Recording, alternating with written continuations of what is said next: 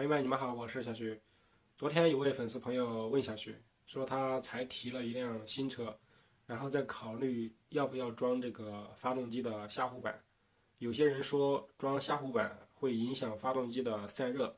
以及发生事故之后，发动机可能会下沉，这个技术会失效。但是不装呢，又怕把发动机给磕坏，油底壳磕坏，导致漏油，以及底盘的一些刮蹭，导致生锈。就很纠结，想听听小徐的意见。那么我在这里回复这位朋友啊，如果你的车是没有护板的，可以考虑装一个用来挡泥巴之类的。你看这个车泥巴就挺多。还有一种是这个发动机的位置和这个元保梁是齐平的，也就是这个变速箱发动机位置比较低，你看它和这个元保梁是差不多平的，可以考虑装一个，因为这种情况很容易刮蹭到油底壳，导致漏油。这个车原厂出厂的时候就没有护板，只有前方有一个小护板。你看这个底盘上面特别多的泥巴，像这种车它的副车架就是全框式的，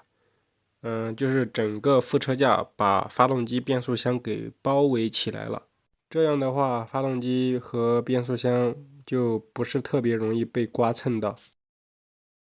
像这个车，它就是半框式的副车架，它的发动机、变速箱的位置比较低，而且与元保梁齐平，前方又没有什么遮挡物，所以说就很容易被刮蹭。